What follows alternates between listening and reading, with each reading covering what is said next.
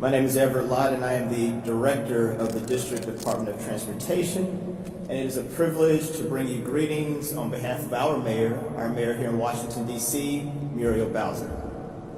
To our second gentleman of the United States, Douglas Emhoff, to the Secretary of Transportation, Pete Buttigieg, and to our Congresswoman, Eleanor Holmes Norton, I want to welcome you to the Navy Yard, the ballpark neighborhood, the home base for two great transportation agencies.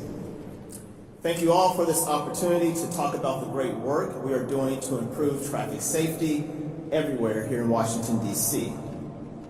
As the Director of the Department of Transportation, I am always thinking about safety on our roadways. I am proud to lead improvements like those you can see right outside these doors and right outside of this building, where we have installed a state-of-the-art bike facility as well as modern, accessible on-street parking spaces as part of a road diet that is improving safety for everyone. These are the kinds of visionary projects that we need in communities across the country as we seek to eliminate the scourge of traffic deaths. As director, I've attended far too many crashes and too many crash sites and memorial sites where families and friends are left to mourn the loss of loved ones to traffic violence. And far too often, these traffic incidents are preventable. That is why Mayor Muriel Bowser has challenged us to rethink how we use our roadways and how we develop safe and accessible bike paths and sidewalks to support our entire transportation network and improve efficiency. As we answer the call, we have implemented best practices for safe urban streets, like leading pedestrian intervals, which give people on foot a head start when the signal turns green.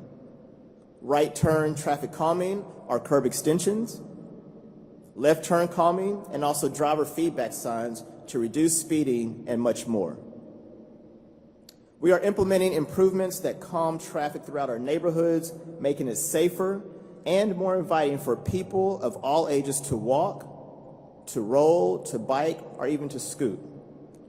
We, community leaders, come to us with concerns. When community leaders come to us with concerns, we listen and we come together to implement the safest solutions.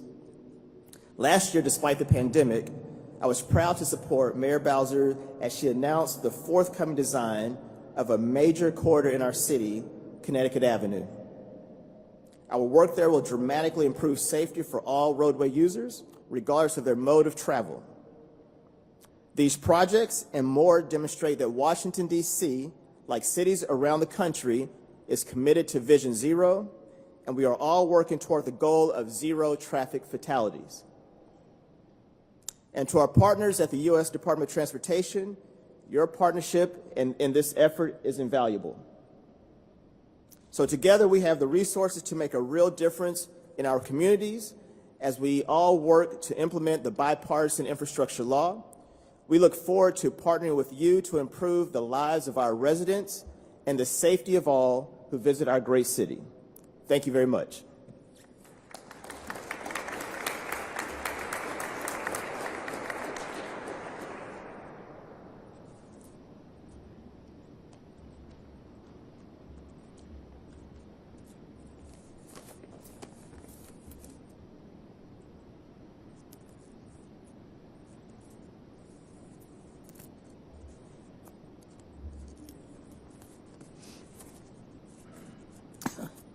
Pardon me while I untangle myself.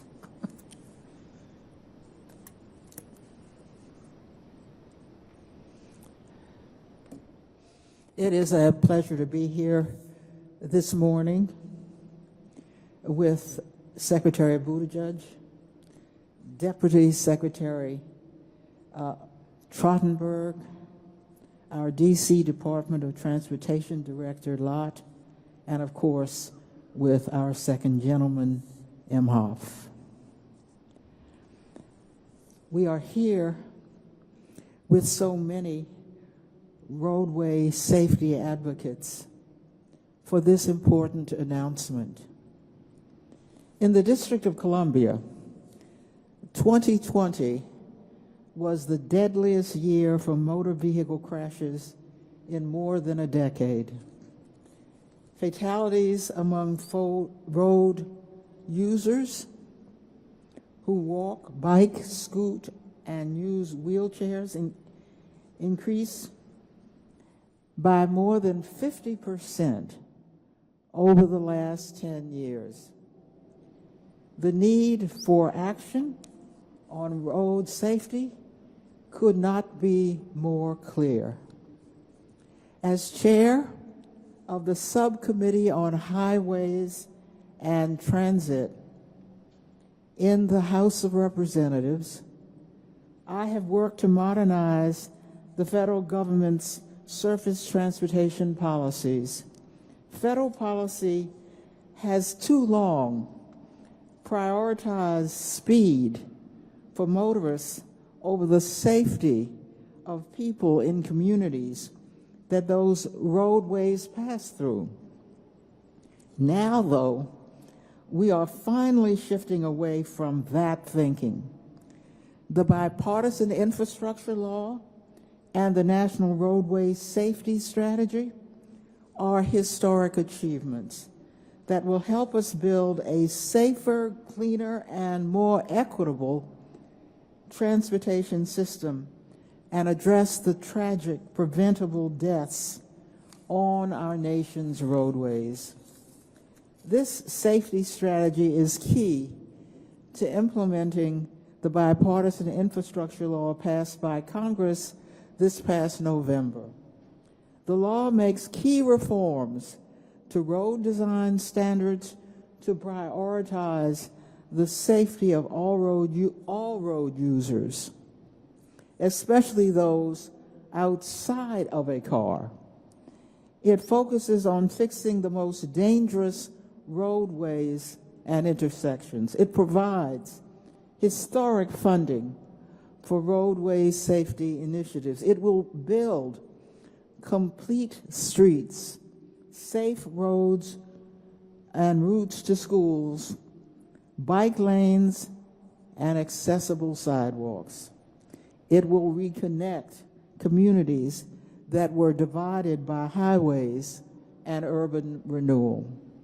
It will provide safe alternatives for people without a car or that choose to leave that car at home, which is key to advancing equity and, of course, fighting climate change.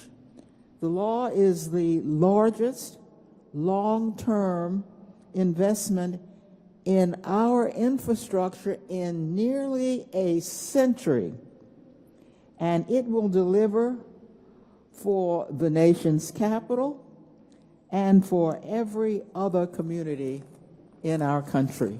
Thank you.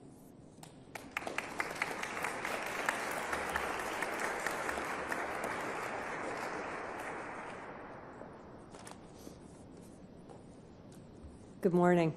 First of all, a thank you to Congresswoman Norton for her many years of leadership on roadway safety and transportation, and thanks to Director Lott for everything he does every day to keep the city safe. I'm now a grateful constituent who loves walking and biking. Keep the bike lanes coming. It is an honor to stand here today with the second gentleman, with Secretary Buttigieg, and out here in the audience, so many transportation safety leaders to announce the National Roadway Safety Strategy. This is going to be a plan to focus all of U.S. DOT's resources, authorities, and incredible expertise to combat the tragic number of fatalities and serious injuries we're seeing on U.S. roadways, from our largest cities and towns to rural and tribal communities all across the country. Today marks one of the most important steps forward on national roadway safety that I've seen in my long transportation career. I was formerly commissioner of the New York City Department of Transportation, where I helped create and deliver the Vision Zero initiative. It helped make New York a national model. It reduced traffic fatalities on our roadways for many years, tragically until the pandemic hit. But our work in New York helped teach us a lot of lessons about how to bring a holistic, comprehensive approach to roadway safety.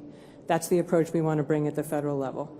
The mission to save lives on our road has never mattered more, as you heard from the Congresswoman. This is an urgent time, as we've seen fatalities skyrocket on our roadways during the pandemic.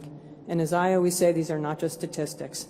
This is our family, our friends, our coworkers, our neighbors, our fellow Americans. So we feel that sense of urgency. We are joined today with leaders from all levels of government, from industry, from labor, from the advocacy community. Together, we're going to work to launch this strategy and put into practice the work of what many of the incredible experts here at USDOT have made their careers about: saving lives on our roadways. And I'm so thrilled we will be doing it in partnership with our leaders at the White House. As you heard from the Congresswoman, through them we helped pass the largest transportation bill, I think, in American history, which will give us incredible resources to tackle roadway safety. And obviously, we have the leadership here today, and I'm so proud to announce our partnership with the second gentleman of the United States, Doug Emhoff, and invite him to come up. Thank you.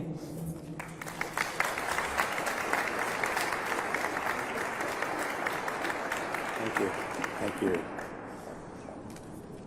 Thank you very much. It's great to be here. Good morning, everyone. And look at this beautiful building and two buildings here. I've had an amazing opportunity to take a tour with the Secretary. But first, Mr. Lott, thank you so much for taking us outside in this beautiful weather. But I got to see the protected bike lanes that we're going to see all around the city here. And also, as a citizen of D.C., I look forward to enjoying those as well. And Congresswoman, thank you so much for your remarks today, but for all the work you've done over all the years for those of us here in D.C., but around the country and around the world. You're such a leader, and we really appreciate you. Thank you so much. And Deputy Secretary, thank you for that warm introduction and for all the work that you've done here and throughout your career. And of course, my good friend, Secretary Buttigieg, thank you for having me here. And I look forward to this event today and events in the future with you. Thank you so much. It's really great to be here at the United States Department of Transportation. And thank you all, the press and all the leaders here, for today's huge announcement on roadway safety. And I'm here on behalf of the Biden-Harris administration, who send their regards to everyone here, and I'm excited to be their representative today. I'm also proud to celebrate all that President Biden, my wife, Vice President Harris, and outstanding leaders like Secretary Buttigieg and his amazing team have accomplished, including Congress, by ensuring passage of the groundbreaking Bipartisan Infrastructure Law. It's going to be amazing, not just for transportation, but for all aspects of our lives going forward. But I'm also here today as a dad, as a parent who, like probably a lot of you, remembers teaching my children how to drive and feeling that anxiety when they were out on the road alone on those streets out in Los Angeles, but take it anywhere around the country. It was stressful. I was anxious, and I still remember those days very clearly, thinking about how they were doing out there. I also remember when they were out there on their bikes, and I know a lot of parents out there send their kids out on their bicycles and walking down to the market on the streets all around the country, getting something from the store. Had that experience too, like many of you. And no matter where our kids are going or how they're getting there, parents everywhere, including me, can relate to that relief when you know that they're home safe. You know what I'm talking about? That's the feeling we all need to feel. So when we talk about transportation, we're not just talking about buildings and roads and bridges, all the important stuff as well, but we're talking about the safety of our children, the safety of our families. And this, as you know, is something that President Biden, Vice President Harris, Secretary Buttigieg, this entire Department of Transportation, this administration deeply understands. They believe that when our loved ones leave home, we all deserve the peace of mind knowing that they'll get to their destination safely and that ultimately get home safely. But right now, that's not always the case. Fatalities, as we've heard, due to traffic crashes are on the rise. They disproportionately affect communities of color, low-income communities, people living in rural areas, people with disabilities, and older adults. And traffic deaths among people who walk or bike are increasing more sharply than for people who drive, actually. And this reality is exactly why President Biden, Vice President Harris, Secretary Buttigieg, and our Congress made sure that the Bipartisan Infrastructure Law included unprecedented funds for programs that make our roadways safer. Safer for people who walk. Safer for people who bike. Safer for people who use a wheelchair. Safer for people who take the bus, and safer for people who drive. So I'm going to leave it to my good friend Secretary Buttigieg to dive into the details, as we know he will. But the National Roadway Safety Strategy the Department of Transportation is announcing today is an important step forward that every family can celebrate out there. It's a step towards addressing equity, making safety improvements in the communities that need them most. And it's a step towards addressing climate change, which, as we all know, is important and affects all of us, and making sure that people have effective and safe alternative modes of transportation. As I said, this is a step forward, a huge step forward for achieving peace of mind for all families and parents and families out there. So, with that, it's my pleasure to introduce a very dear friend and a new father himself of twins, the United States Department of Transportation Secretary Pete Buttigieg.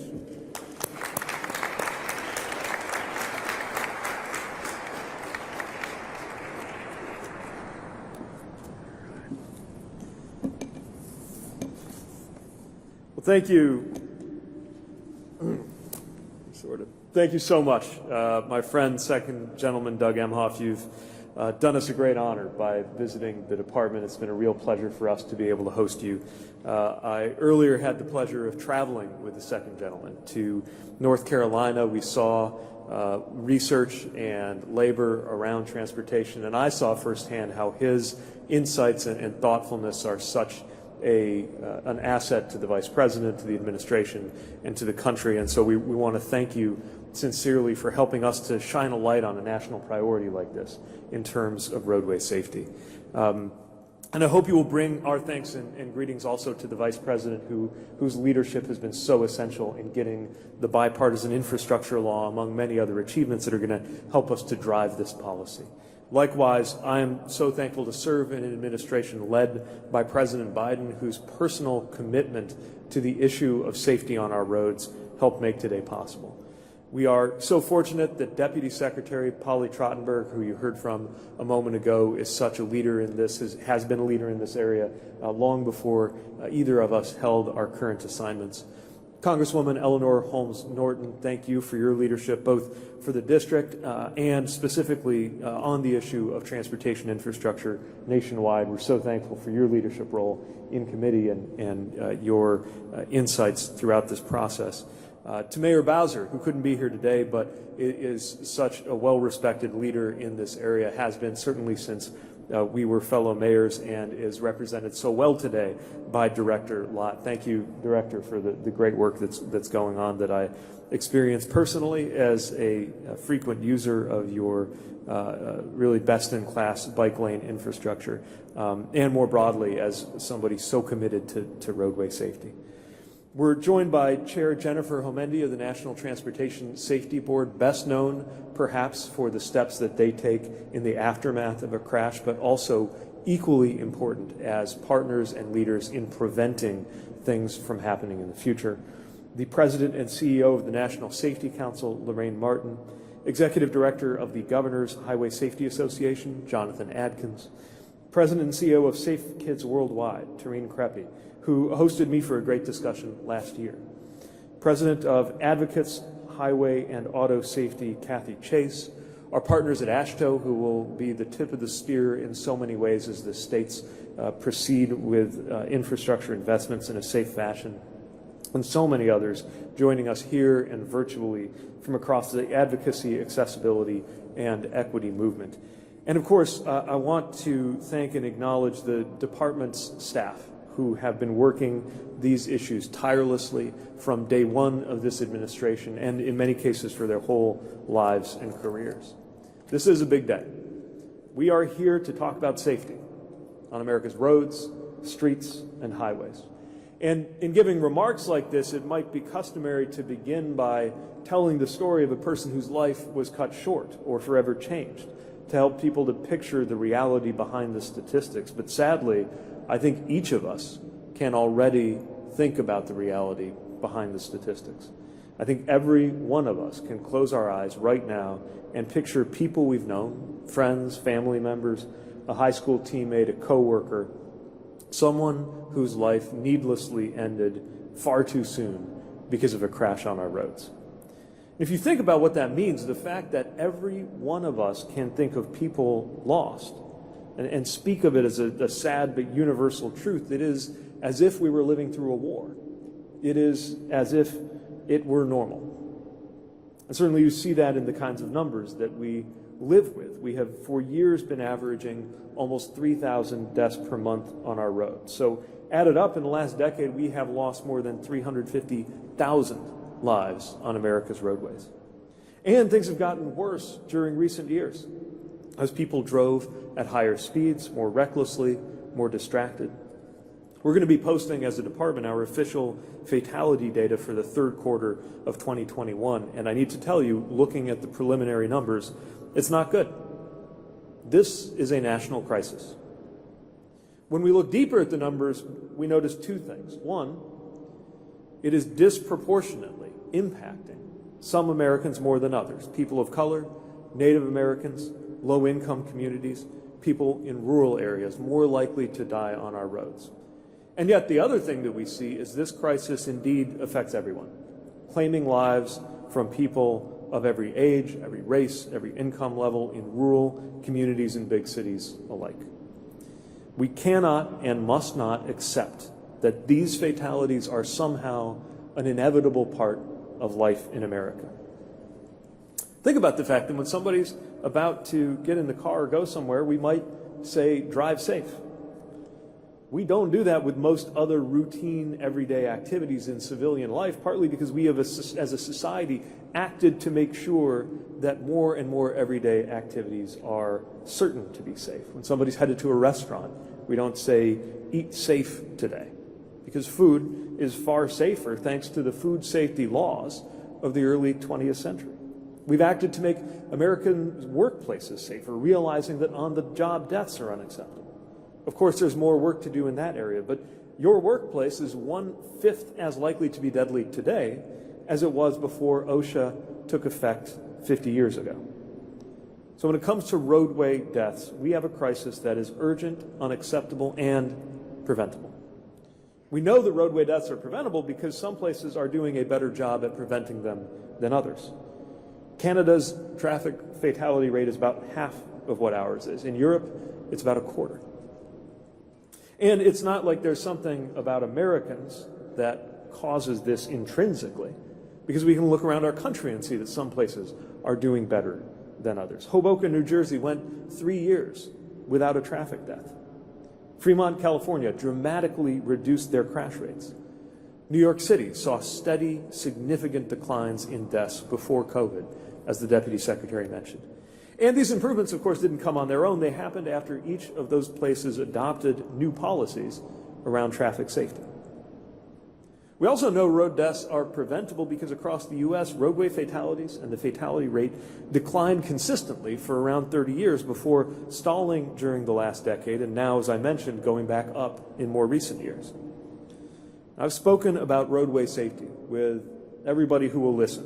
I've talked about it with the President, the Vice President, leaders in Congress, state, local officials, advocates, car manufacturers, people of every political and professional background. And as we have spoken and as I have listened and learned from so many experts, one thing that's very clear is a universal agreement that we should be doing something. The question is, what will it take? So let's talk about what it'll take and what we're going to do. The first thing it takes is a strategy with the resources and programs to deliver on that strategy. That's why today we are proud to launch the National Roadway Safety Strategy, a true first. It represents a comprehensive plan to significantly reduce injuries and deaths on America's roadways. And with America's three principal roadway safety agencies aligned, the Federal Highway Administration, the National Highway Traffic Safety Administration, and the Federal Motor Carrier Safety Administration, we are embarking on a safe system approach. Experts embrace this approach to lowering risks by building multiple layers of protection: safer roads, safer people, safer vehicles, safer speeds, and better post-crash care. People make mistakes, but human mistakes don't always have to be lethal. And in a well-designed system, safety measures make sure that human fallibility does not lead to human fatalities. That's what we will be doing for America's roads with the National Roadway Safety Strategy and the safe system approach that it embraces. Now, often there's a great strategy out there, but it's limited by a lack of resources. That's why we are so fortunate in this moment to be able to meet the moment with unprecedented safety funding and vital new programs impacting safety, thanks to President Biden's Bipartisan Infrastructure Law. That law creates a new Safe Streets and Roads for All program, providing $6 billion to help cities and towns deliver new comprehensive safety strategies, as well as accelerate existing successful safety initiatives. It will protect not only drivers, but all road users, including people who bike or walk or use a wheelchair. Pedestrian fatalities, as the second gentleman mentioned, have been increasing significantly faster than overall roadway fatalities, and we need to address the safety of those outside as well as those inside the vehicle. The infrastructure law also creates additional funding, increases funding for the Highway Safety Improvement Program by over $4 billion. And earlier this month, President Biden launched the biggest investment to fix our bridges since the interstate highway system, which will help make bridges safer for drivers, passengers, cyclists, and pedestrians alike. Now, the National Roadway Safety Strategy is not just new programs and funding, it also makes our existing safety programs more ambitious and more coordinated. Tools like our vehicle rating system, our guidance for the design of roadways, and our requirements for state driver licensing agencies. Another thing that it's going to take in order to change the trajectory of roadway safety in this country is a single, ambitious, shared goal. And today we commit that our goal is this: zero. Our goal is 0 deaths. A country where one day nobody has to say goodbye to a loved one because of a traffic crash. I understand the scale of the challenge and the ambition represented by that goal, and I understand that we may not get there during my tenure as secretary. But the decision to commit to that goal in a serious way at a national level changes the way cities and towns design roads. It changes the ways companies build cars. It changes the way people drive them. Jurisdictions and organizations that have adopted that goal have used it to save lives, and it is now our intention to do the same as a matter of national policy. So we have policies, we have programs, we have resources, we have a goal, and we have leaders.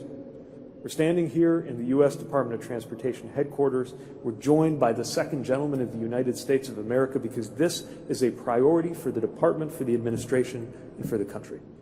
We also need partners in state and local government, like our friends represented here, and outside of government, like the advocates who have laid so much of the groundwork to bring America to this point. None of us can do this alone.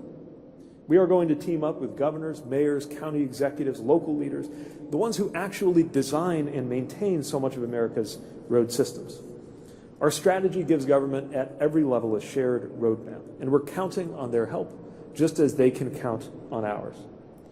We're going to partner with advocates and philanthropies, working on ways to support communities that may not have had the expertise or the staff to do this on their own. And we will be working with the technology and auto industries. To take one example, some of the most exciting material amid the work towards truly autonomous vehicles concerns safety features being delivered along the way. Having your car alert you if you're trying to change lanes and another vehicle is too close to you. That would have seemed far-fetched long ago. Now it is standard in many new cars. We're going to count on technology and auto companies to work with us to make driving safer for those inside and outside the car. But it's also clear that technology alone will not save us, certainly not on any acceptable timeline. So the final thing I want to address, maybe more important than any single piece of technology or policy, is that we need a national change in mentality. It is time for a transformation in how people think about road safety. Together, we can act to change the culture and the expectations. We're so accustomed to hazards on our roads that we sometimes behave as if the risks of today's roadways are inevitable, but they're not. People should leave the house and know that they're going to get to their destination safely.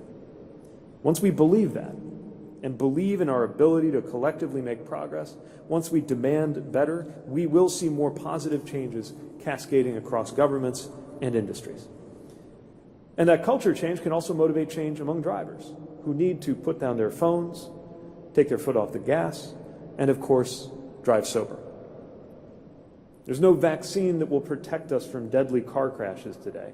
And yet, like a pandemic, it's a case where we can only protect our loved ones by acting together.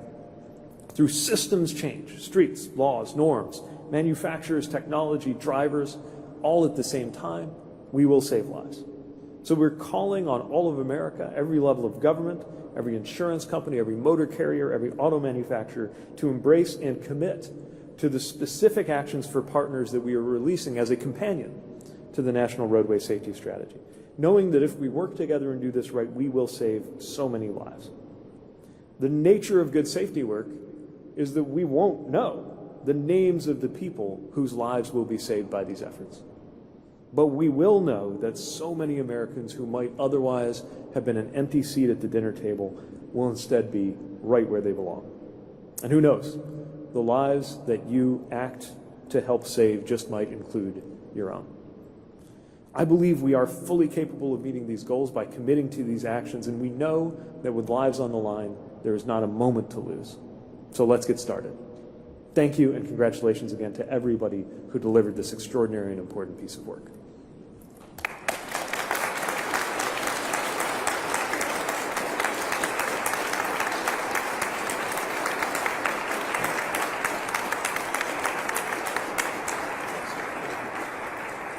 And I think we have some time for media questions. Danny can quarterback. Sure. We'll take some questions. Please keep them on topic to road safety. Anyone have any questions? Hi, I'm Rachel Forrest with News. I was wondering if you had a timeline for the NHTSA Q3 release. For which now? The NHTSA Q3 release for Texas companies. We don't have a date to share yet, but I'll refer you to NHTSA for more on that. As you see in the safety strategy, there's kind of near, medium, and long-term actions, but a lot of this is programmed in the immediate rulemaking agenda. And sorry, I think you were talking about the cars data that will be out. Oh, sorry, the data, yeah, that's imminent, right? Yep. Okay. Anyone else?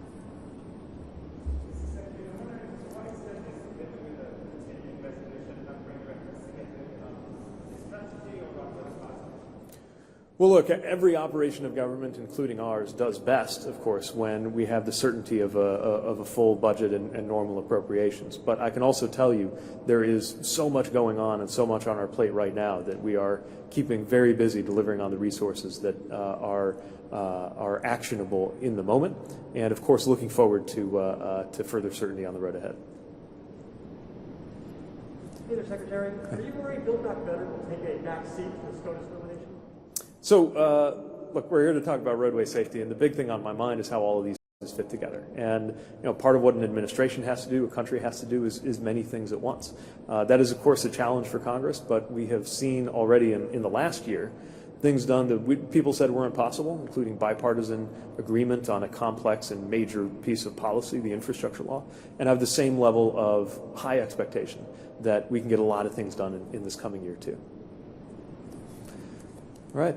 Thanks again for joining us, and thanks for the great work, everybody who was part of this. Take care.